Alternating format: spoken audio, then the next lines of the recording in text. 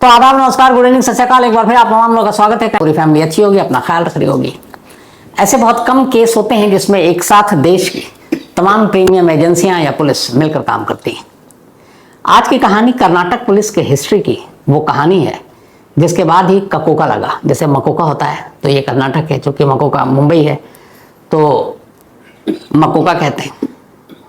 एक गैंगस्टर की वजह से, एक अंडरवर्ल्ड डॉन की वजह से। ये कहानी है एक बिजनेसमैन के कत्ल की, और जिस तरीके से कर्नाटक पुलिस ने इसकी तफ्तीश की वो अपने आप में लाजवाब। कैसे एक डॉन को विदेश से भारत लाने के लिए मेहनत करनी पड़ी, पूरी उसके खिलाफ जो चार्जशीट थी, जो तमाम सबूत थे, उसको पहले कन्नड़, फिर इंग्लिश और इसके बाद फ्रेंच में ट्रांसलेट करना पड़ा, क्योंकि इंटरपोल पुलिस के थ्रू मोरक्को तक वो चीज़ें पहुंचानी थी और मोरक्को में फ्रेंच लैंग्वेज का वहाँ की अथॉरिटी जो है वो यूज़ कर रही थी। इसलिए ये कहानी 2013 की है। कर्नाटक में एक जगह है अंकोला। ये अंकोला एक शहर है करवार रीजन में, कर्नाटक के। तो इसी अंकोला में एक बहुत नामी बिजनेसमैन रहा करते थे जो एक सोशल वर्कर भी थे, और इनका नाम था आर.एन. नायक। आर.एन. नायक को 2010 से ही कॉल आया करता था। एक डॉन था जो उन्हें धमकाता था फोन पर और कहता था कि 3 करोड़ रुपए आप हमें दे दो तो आपकी जान बख्श देंगे। अंडरवर्ल्ड और डॉन के लोग ऐसे ही करते हैं, पहले वो पता करते हैं किन किन के पास पैसे हैं, कौन कौन से ऐसे बिजनेसमैन है, कौन सा ऐसा इंडस्ट्रियलिस्ट है। तो ऐसे तमाम लोगों को वो ढूंढते हैं और उसके बाद उनसे पैसे लेते हैं। तो ऐसे ही आर.एन. नायक के बारे में पता किया, और पता करने के बाद 2010 से उनके पास कॉल आने का सिलसिला शुरू हो गया। ये फोन करता था एक अंडरवर्ल्ड डॉन जिसका नाम था बन्नन जी राजा, और इसलिए अपने नाम का शॉर्ट फॉर्म BR लिखा करता था। तो बन्नन जी राजा कर्नाटक का एक डॉन जिसके ऊपर 40 से ज्यादा बड़े केसेस थे। कर्नाटक पुलिस ने जब उसको ढूंढना शुरू किया तो भागकर दुबई पहुंच गया और दुबई में रहने लगा। बाद में इसने, जैसे डी कंपनी, दाऊद इब्राहिम, तो सभी नाम मिला डी कंपनी, इसने भी कहीं ना कहीं इन्फ्लुएंस होकर वहां से अपने नाम के आगे कंपनी जोड़ दिया और अब BR कंपनी के नाम से ये काम करने लगा। BR कंपनी का काम यही था, ये बैठा हुआ था खुद दुबई में, और कर्नाटक में इसके अपने गैंग के लोग, गैंग भी अलग अलग है। एक गैंग का काम ये था कि कर्नाटक के ऐसे कौन कौन से बड़े लोग हैं जिनके पास पैसा है उसकी लिस्ट बनाओ, और फिर दूसरे गैंग का काम ये था कि उसको धमकी दो, और फिर लास्ट में इसकी खुद की एंट्री होती थी। एक बार शिकार फंस गया फिर ये खुद फोन करता, और फोन करने के बाद उसे धमकी देता कि जान की सलामती चाहिए तो पैसे दो। तो BR कंपनी ने 2010 से धमकी देनी शुरू की, लेकिन आर.एन. नायक डरे नहीं, बल्कि उल्टे वो पुलिस के पास पहुंच गए और उन्होंने पुलिस में रिपोर्ट लिखा दी बाकायदा बन्नन जी के खिलाफ, यानी BR कंपनी के खिलाफ। और उन्होंने वो सारे जो फोन आते थे वो रिकॉर्ड कर रखा था, वॉइस मैसेज, वो वॉइस जो उनकी थी, फोन पे बातचीत होती थी, वॉइस सैंपल भी, वो सारे ऑडियो भी पुलिस को दे दिए, कंप्लेन भी कर दी। लेकिन कर्नाटक पुलिस भी लाचार थी। बैठा हुआ है डॉन दुबई में, पकड़ के लाएं कैसे, दुबई तक कोई पहुंच नहीं। तो पुलिस ने भी कहा कि चलो आपको प्रोटेक्शन दे देते हैं।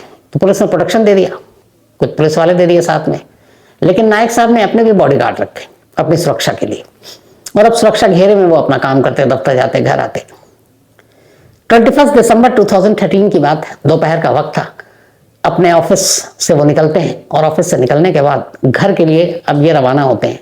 लेकिन जैसे ही ऑफिस के बाहर अपनी कार में बैठते हैं, तभी अचानक 2 शूटर वहां पहुंचता है और दोनों अंधाधुंध गोलियां चलाना शुरू कर देता है आर.एन. नायक पर।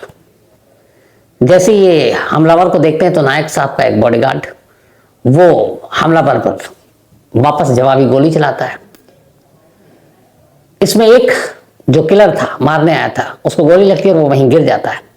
दूसरा भागने लगता, तब तक गोलीबारी की आवाज सुनकर आस पड़ोस के लोग जमा हो गए। तो जब लोगों ने देखा कि वो भाग रहा है तो दूसरे को उन लोगों ने, भीड़ ने पकड़ लिया हिम्मत दिखाकर। तब एक कातिल सड़क पे मुर्दा पड़ा है और दूसरे को लोगों ने पकड़ लिया। तब तक पुलिस आ गई, उसके हवाले कर दिया। इधर नायक साहब को फौरन अस्पताल ले जाया गया, लेकिन अफसोस डॉक्टरों ने कहा उनकी मौत हो चुकी है। तो अब एक बिजनेसमैन जो कि सोशल वर्कर भी थे और बड़े पॉपुलर थे अपने इलाके में, जो कि समाज सेवा का भी काम करते रहते थे, तो उनकी मौत के बाद हड़कंप मच गया। फिर धीरे धीरे मीडिया में खबरें आई कि इनको तो 3 साल से धमकी मिल रही है, धमकी देने वाले के सारे प्रूफ भी दे रखे हैं, लेकिन कर्नाटक पुलिस ने कुछ नहीं किया। अब पुलिस पर सारा प्रेशर। अब एक अरबपति बिजनेसमैन, पॉपुलर लीडर भी अब उसके कत्ल की इन्वेस्टिगेशन शुरू होती है, एक मैराथन इन्वेस्टिगेशन। अब पुलिस को मालूम है कि ये सारी चीजें कोर्ट में इस तरीके से रखना है कि कोर्ट से वो बरी ना हो सके।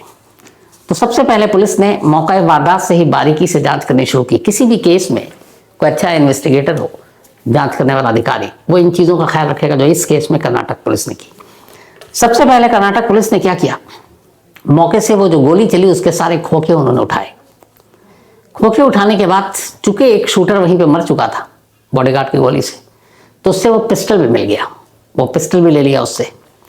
उस शूटर के हाथ का स्वैब, पसीना जो था, फॉरेंसिक टीम आई और उसने उसके भी सैंपल कलेक्ट कर लिए, जो ये बाद में साबित करे कि हाँ उसके हाथ से उस गन पाउडर की निशानी थी जो उसने गोली चलाई। क्योंकि जब फायर होता है तो थोड़ा सा धुआं और ये सारी चीजें होती है, फिर गन पाउडर भी। तो उन्होंने उसके वो हैंड स्वैब भी उठाए, पसीने का सैंपल पूरा। आसपास के सीसीटीवी कैमरा देखा, उसमें ये दो लोग बाकायदा रैकी करते हुए और पहले भी दिखाई दिए थे, उन कैमरों को भी लिया। इसके बाद अब कॉल डिटेल के जरिए उस लोकेशन का उन्होंने सारे कॉल डिटेल्स निकाले, जो किलर और बाकी लोगों के।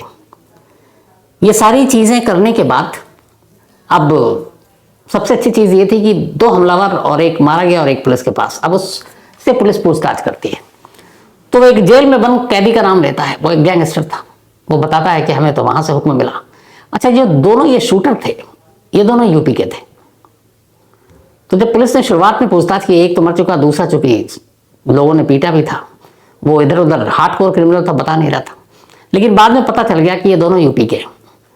अब जांच देखिए कि कर्नाटक पुलिस ने यूपी के उस फैमिली पे नजर रखी और कहा कि देखो इन फैमिली के डिटेल निकालो, इनका कहीं बैंक अकाउंट होगा या कुछ होगा। क्योंकि ये शूटर एक मारा गया है, तो जिसने भी इसको हायर किया वो पक्का इसकी फैमिली की मदद करेगा, और ऐसे केसेस में होता है। तो पता चला हाँ उसके अकाउंट में कई लाख रुपए आए, उसकी फैमिली के। क्लियर हो गया उस मनी ट्रेल का, कहां से वो पैसे आए, वो एस्टेब्लिश किया। अब ये सारी चीजें करने के बाद पता चला कि कर्नाटक की एक जेल में इस साजिश को रचा गया था। लेकिन पुलिस अभी तफ्तीशी कर रही थी, तभी कर्नाटक के लोकल न्यूज चैनल पर अचानक एक ऑडियो चलता है, और ये ऑडियो बीआर कंपनी के बॉस यानी बन्ना जी राजा का था।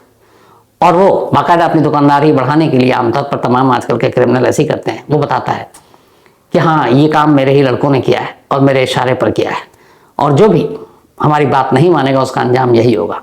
उसने जानबूझकर ऐसा इसलिए कहा ताकि लोग डरे, और भी बहुत सारे लोगों को धमकी दे रखी होगी।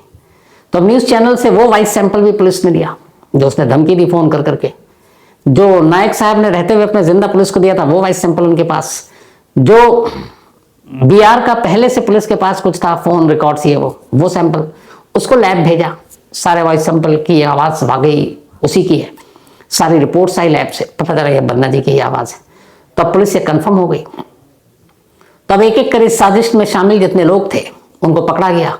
पता चला कि ये कर्नाटक जेल में बंद एक शख्स ने प्लानिंग की, वो बन्ना के लिए काम करता था। एक दूसरी टीम थी जो आर्यन नायक की प्रॉपर्टी और पैसे के बारे में जिसने इनपुट दिया था, वहां तक पहुंचे, उसके कुछ लोगों को गिरफ्तार किया, 2 लोगों को। अब एक तीसरी टीम थी जिसको ये काम दिया गया कि तुम शूटर ढूंढो। उस तीसरी टीम ने यूपी से शूटर ढूंढा, लोकल लिया नहीं, और यूपी से ये 2 शूटर लाए गए, और दोनों शूटर जो थे उनमें से एक मारा गया, एक पकड़ा गया। तब धीरे धीरे ये सारी कड़ियां जुड़ती गई और अब क्लियर हो गया कि इसके पीछे बन्ना जी का हाथ है। अब सवाल ये था कि इधर 5 लोग गिरफ्तार तो हो गए, लेकिन जो असली कातिल है, जो मास्टरमाइंड है, वो कानून की पहुंच से दूर दुबई में। अब क्या किया जाए? अब कर्नाटक पुलिस ने सीबीआई से मदद मांगी। उन्होंने कहा देखिए ऐसे ऐसे हमारे पास सारे सबूत हैं, और कातिल जो है, मास्टरमाइंड जो है, वो दुबई में बैठा हुआ है। सीबीआई ने कहा ठीक है। अब सीबीआई ने पूरी केस बोलिया ताकि इसको इंटरपोल के थ्रू, क्योंकि सीबीआई नोडल एजेंसी है भारत में इंटरपोल की, तो उसके जरिए वहां तक पहुंचा जा सके। सीबीआई की अपने टीम ने अब यहां पर रॉ से मदद लिया, अपने research and analysis wing, raw खुफिया एजेंसी जो भारत के बाहर काम करती है। रॉ ने अपने गुर्गों से पता किया कि ये दुबई में। अब दुबई से डिपोर्ट करके लाना आसान था, एक पूरी बिसात बिछाई गई बन्ना जी को वहां से लाने के लिए। बहुत सारे ऐसे अंडरवर्ल्ड के डॉन वहां से लाए जा चुके हैं दुबई से। लेकिन इत्तेफाक से कुछ मुखबिर भी होते हैं, बन्ना जी तक ये बात पहुंच गई, बन्ना नाथ जी के पास, यानी BR के CBI तलाश में है और दुबई में अगर वो हाथ आ गया तो सीधे वो डिपोर्ट हो जाएगा। वो डर कर वहां से मोरक्को भाग गया। अब मोरक्को के साथ थोड़ा सा अपना दुबई जैसी बात नहीं थी। अब मोरक्को में है, पुख्ता खबर, रॉ ने इंफॉर्मेशन दी। अब रॉ वहां से कैसे लाए, कानून के दायरे में ही ला सकते हैं, तो अब CBI को फिर से मेहनत करनी पड़ेगी। अब दुबई के बाद, दुबई से तो सारे पेपर तैयार हो रहे थे, अब मोरक्को में ये था कि वहां पे सारे डॉक्यूमेंट्स जमा करने हैं वहां की कोर्ट में, ताकि ये उनको बताया जा सके। किसी भी कोर्ट में जब आप किसी को डिपोर्ट करते हो तो वहां की लोकल जो गवर्नमेंट या कोर्ट या पुलिस है, उसको पहले आपको प्रूफ देना पड़ता है, ये इंटरनेशनल लॉ है, कि आपको ये क्यों चाहिए, क्या क्राइम किया इसने, उस क्राइम के सबूत क्या। सिर्फ आपके कहने से नहीं चलेगा, या FIR की कॉपी दिखाने से नहीं चलेगा, एविडेंस क्या क्या है। इसी एविडेंस के चक्कर में बहुत सारे लोग आज भी हमारे देश के बाहर भगोड़े बैठे हुए हैं, और एविडेंस है नहीं तो कोर्ट उनको डिपोर्ट नहीं करती। तो मोरक्को के बारे में भी ये पता था कि ऐसा होगा, तो बाकायदा यहाँ पर बैठकर CBI ने सारे जो फैक्ट्स थे, जो एविडेंस थे, वो सारे इंग्लिश से, इंग्लिश के बाद फ्रेंच में ट्रांसलेट किए। ट्रांसलेट करने के बाद मोरक्को की अथॉरिटी को दिया गया, और इस दौरान में ये भी नज़र रखी जा रही है कि BR वहाँ से भागे नहीं और उसे भनक न लगे कि हम यहाँ तक दुबई से पीछा करते हुए आ गए। अब सारी टीमें लगी हुई हैं। इसके बाद अचानक एक रोज़ मौका मिला, पेपर सब पहुँच गए थे मोरक्को अथॉरिटी के पास। रॉ की मदद से मोरक्को में BR को 2015 यानी कि नाइक के कत्ल के 2 साल के बाद, 13 में कत्ल हुआ, 15 में गिरफ्तार कर लिया गया। अब गिरफ्तार करने के बाद मोरक्को के कोर्ट में पेश किया गया और कहा गया कि ये इंडिया में वांटेड है, इंटरपोल पे भी इसका हम लोगों ने डाल रखा, अपलोड कर रखा है, तो आप हमें इसकी कस्टडी दे दीजिए ताकि हम इसे वापस इंडिया ले जाएं। अब मोरक्को की कोर्ट में एक लंबी लड़ाई चली, वहाँ सारे एविडेंस, सारी चीज़ें मांगी गई, उनको समझाया गया, ट्रांसलेटर की भी दिक्कत, लेकिन ये सब चलता रहा। आखिरकार कोर्ट ने जो फैक्ट्स और एविडेंस थे उसको देखते हुए 2015 में इजाज़त दे दी, जून के महीने में, कि ठीक है, आपका सिटीजन है, आपके यहाँ वांटेड है, आप ले जाओ। जैसे ही ऑर्डर मिला, कर्नाटक से सीनियर पुलिस अफसरों की एक टीम सरकारी खर्चे पर मोरक्को पहुंचती है। मोरक्को जाने के बाद उनका मोस्ट वांटेड क्रिमिनल उनके पास था, उसको लेकर कर्नाटक आती है। कर्नाटक आने के बाद अब ये जो इंडिया कर्नाटक में लाते हैं, इसके बाद फिर मुकदमा शुरू होता है। अब मुकदमा शुरू होता है, पुलिस ने सारे एविडेंस दिए हुए थे, और आखिरकार अप्रैल 4 2000 बल्कि 2022 13 में हुआ था, 7 और 2 9 साल के बाद ट्रायल कोर्ट ने अपना फैसला सुनाया। इस फैसले में वो सारी चीजें बड़ी अहम साबित हुई। किस गन से गोली चली, उस गन के खोखे से ये प्रूफ कि हाँ इसी गन से ये गोली चली, और ये बुलेट जो उनके बॉडी से मिली नायक के, वो एक ही हैं तीनों। जो कातिल, उसके हाथ के जो स्वैब लिए गए थे फॉरेंसिक रिपोर्ट के मुताबिक, इस गन को चलाने के जो सारे सबूत थे उसके उस पसीने में, उसमें शामिल था, वो आ गया। CCTV फुटेज, वॉइस सैंपल, ये सारी चीजें जो गुनहगार थे उनके खिलाफ गए। और आखिरकार 4 अप्रैल 2022 को लोअर कोर्ट ने अपना फैसला सुनाया और BR समेत कुल 6 लोगों को उम्र कैद की सजा दी। थे 7वां शूटर पहले ही मर चुका था। अब न सिर्फ सजा दी बल्कि इसके ऊपर बाकायदा BR पर, यानी कि बन्नाजी राजा पर, उन्होंने और उसके गैंग के ऊपर ककोका लगाया, यानी कि Karnataka control of organised crime act 2000, ये वहां बना था, तो ये लगाया। तो ये पहला केस था जिसमें एक गैंग के ऊपर इस तरीके से, जो इतने बड़े बिजनेसमैन के मर्डर में शामिल था, उस पर ककोका भी लगा और उम्र कैद की सजा हुई। आज 2023 है, हाई कोर्ट में इन आरोपियों ने अपील कर रखी है, लेकिन फिलहाल ये सभी के सभी 6 लोग जेल में उम्र कैद की सजा काट रहे हैं। कर्नाटक में बहुत सारे ऐसे जो नए पुलिस वाले आते हैं, तो बाकायदा इस केस के बारे में भी स्टडी किया जाता है और उनको बताया जाता है कि एविडेंस कैसे कलेक्ट करते हैं, एविडेंस पे क्या क्या चीज़ें मायने रखती हैं।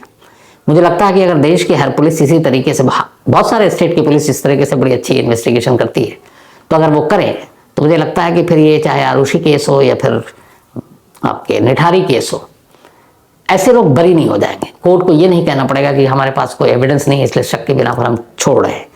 तो जब ये कोई बड़ा इंसिडेंट या क्राइम होता है, उसको बड़ा हंगामा शोर मचता है, टीवी पे, अखबारों में, दिन भर वही खबरें, दिन भर लाइव, नए नए एंगल से। लेकिन आप सोचिएगा, जब 10-15 दिन, महीना गुजरता है, तो खबरें कहाँ दफन हो जाती पता नहीं। और वही वो पीरियड होता है जिसमें फिर पुलिस बड़ी खामोशी से इन्वेस्टिगेशन करती है। फिर जैसे जैसे वक्त बीतता है, ट्रायल लंबा होता है, बरसों बीत जाते हैं, पुलिस को भी पता है लोगों की याददाश्त बड़ी कमजोर है, पुरानी खबरें भूल गए, अब नई में घुस जाएंगे, तो फिर उस केस का हश्र तमाम ऐसे ही होता है। तो कर्नाटक पुलिस के एक शानदार कामों में से एक ये केस था। हमारी एक क्राइम तक फैमिली मेंबर हैं, कुमार स्वामी, उन्होंने इस कहानी की फरमाइश की थी। तो थैंक यू कुमार, आपकी वजह से बाकी क्राइम तक फैमिली मेंबर ने भी ये कहानी सुनी। तो आज कहानी में इतना ही। अब आपसे मुलाकात होगी मंडे को, और कल संडे है, कल बड़ा खास है। कल मैं इंडिया इंग्लैंड का मैच स्टेडियम में बैठकर देखूंगा लखनऊ में, तो कल वहीं रहूंगा और वो जो एक्सपीरियंस और उस मैच के बारे में मंडे को आपके साथ शेयर भी करूंगा। तो कल मैच, उसके बाद मंडे को आपसे मुलाकात होगी किसी नई कहानी के साथ। तब तक अपना ख्याल रखिएगा। Thank you very much.